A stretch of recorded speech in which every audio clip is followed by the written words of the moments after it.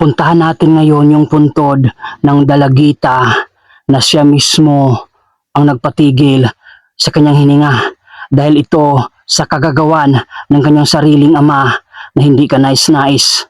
Hindi niya kinaya yung kahihiyan kaya nadesisyonan niya na mabuti pa na mawala sa mundong ito.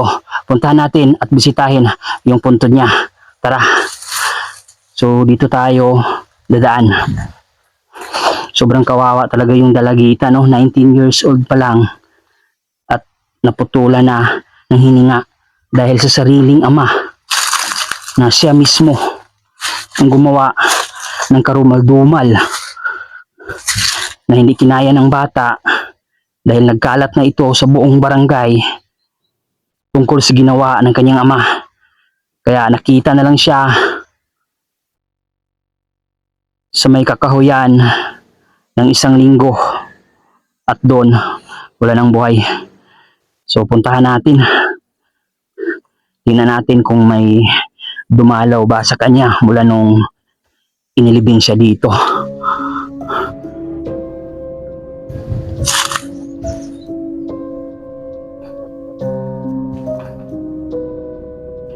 At syempre hindi tayo masyadong mag-ingay, baka may makasalubong tayong mangkukulam. Dahil Biyernes ngayon, ito yung araw na pumupunta sila sa sementeryo para gumawa ng ritual. Makiramdam muna tayo. Ikutin muna natin yung sementeryo. Kasi dito minsan nang may nagpapakita at minsan nang may nahuling mga mangkukulam na gumagawa ng ritual. So, tingin muna tayo sa paligid, no? Para secure yung pagpunta natin dito. Baka mamaya inaabangan na tayo ng mangkukulam. Okay. Sakit ng ulo ko.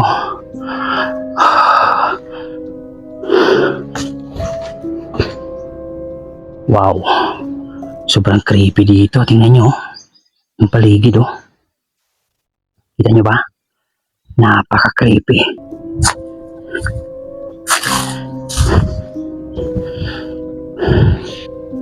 Dami ng mga sinirang nicho dito. Dami ng mga butas-butas. Mayroong nabutas dito. Yan. Mukhang nasira, no? Tingnan natin. Baka nandito pa yung laman. Uy. Dito may sirang kabao.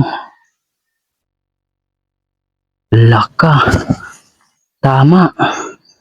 Nasira dahil yung ginamit na bakal, sobrang nipis, sobrang liit. Tapos, konti lang. Tapos, hilaw pa yung semento. Yan o yung bakal, oh. Napakaliit lang. So, kaya bumigay. Kaya kung gumawa kayo ng nitso, siguraduhin na malaki yung bakal, marami, para matibay. Hindi matulad ng ganyan, oh. Sobrang kawawa naman kung sinong may-ari nito. Oh.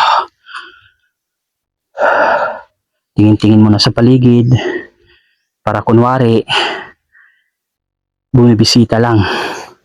Pero nandito tayo para puksain at pigilan ang mga ginagawang ritual ng mangkukulam. Dito tayo. Maganda sana pag gabi, pero nakakatakot dito pag gabi. Dito sinira na, oh. Yung bubong nasira na, oh. Dahil sa sobrang luma. Malapit na tayo sa may puntod ng dalagita, no? Laki pala ng kahoy na pinutol dito. Buti na lang, no? Pinutol nila para hindi na masyadong makasira pa dito sa mga nitso. Ito, oh. Laki ng punong kahoy na gelmelina. May kabaong. Doon tayo. Dito pala galing yung punong kahoy. Sobrang laki. Ito. Butas niya. Wow. Sarap nito pag mayroon kang oven, yung may mga bakery. Puntahan nyo na dito sa sementeryo.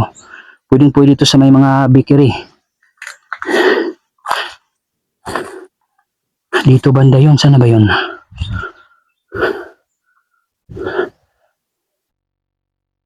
Nakalimutan ko ah.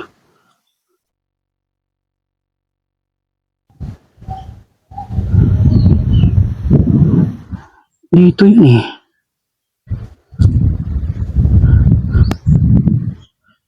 Teka lang. Nagkamali ba ako? Ito yung palatandaan ko. Dito nakikita yung magjowa na gumawa ng milagro. Ah, dito banda sa likuran. Oo, dito. Tama, dito tayo.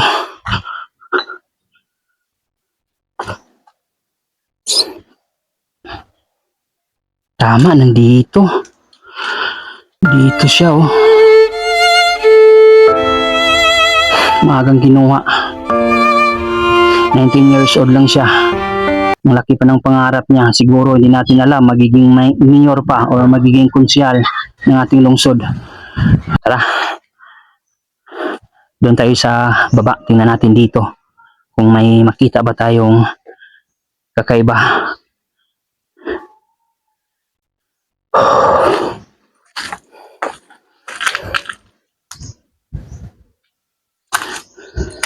Ikot pa tayo, baka may makita tayong mga bukas na kabaong para ma-unbox natin.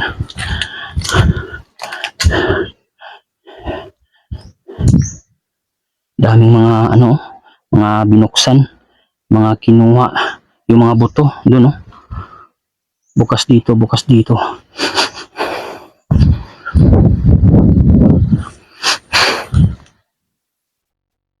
May naamoy akong kandila. Tingnan natin kung may nagsindi ng kandila. Basta grabe, yung amoy ng kandila sumalubong sa akin. Tingnan natin kung may nagsindi dito sa baba. Kung wala, alam na natin kung sino yun.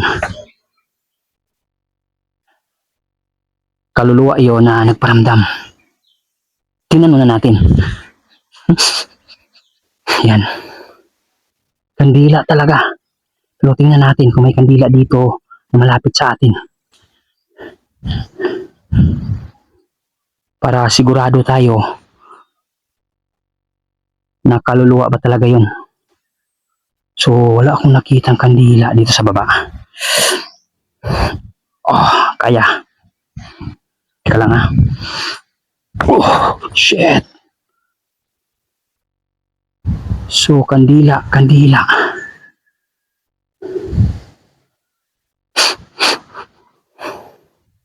May kandila talaga, amoy ng kandila. Sumusunod sa akin.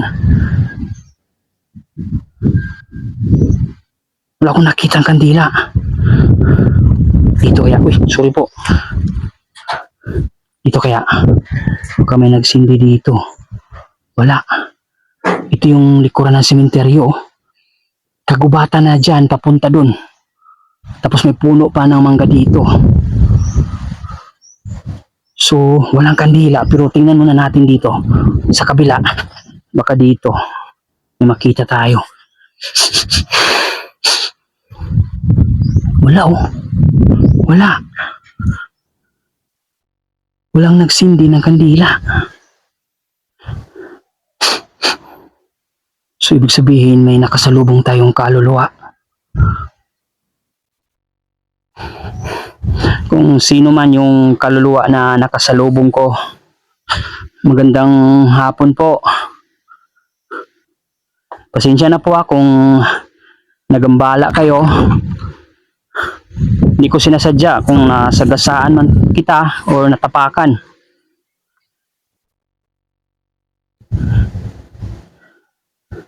May bagong libing dito. Saan kaya yun? Saan kaya banda yung kaluluwa?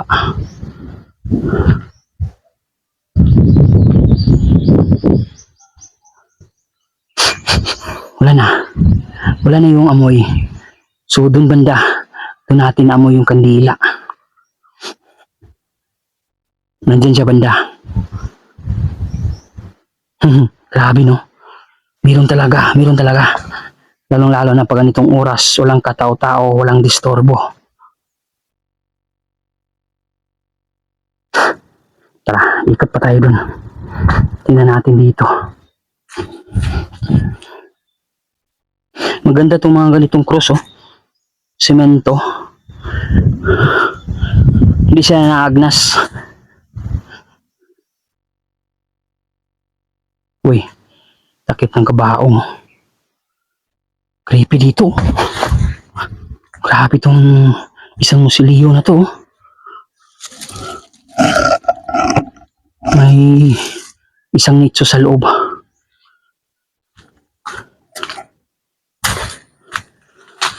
Grabe, creepy dito. Tingnan nyo. Uy.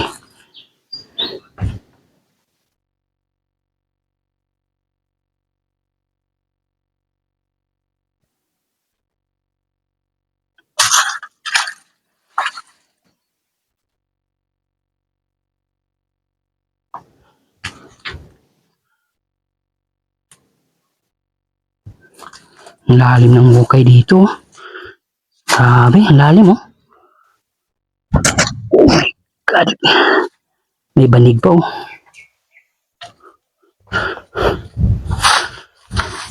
Dito. Uy. My God. Grabe. Lumakas yung kabog ng dibdib ko. Saan kaya galing yun? Pusa. Oh, sobrang gulat ko, ah. Oh. Hindi ko napansin yung pusa. Bigla na lang lumabas. Saan kaya galing? Dito kaya siya galing? O dito? Grabe kaming. Ginulat mo ako, Ming. 6 na nakalibing dito. Yung 4 kinuha na, oh. Yan. So, dyan sa baba may malaking cross. Oh, nagulat ako sa Mingming, ah.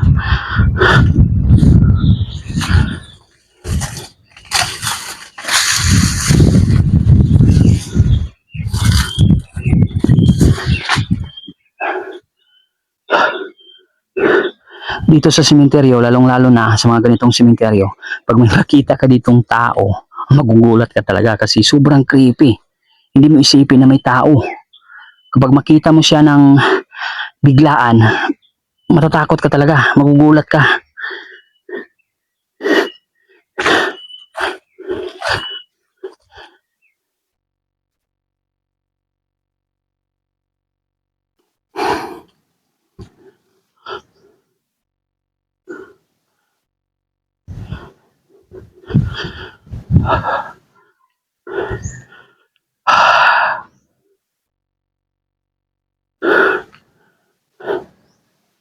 So, wala na tayong ibang nakita, no?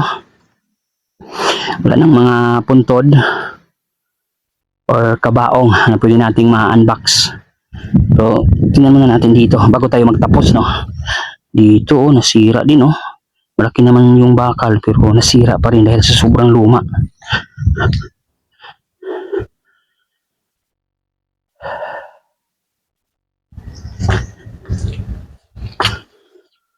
Malaki ng punong kahoy, oh.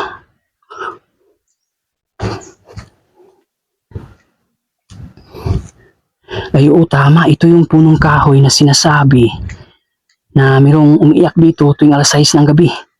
Ito yun. Sabi ng caretaker dito nung unang punta ko dito, mga nakaraang taon siguro yun, itong punong kahoy na to, dito niya naririnig yung iyak na boses bata na parang kaluluwa na humingi ng tulong tuwing alas 6 ng hapon.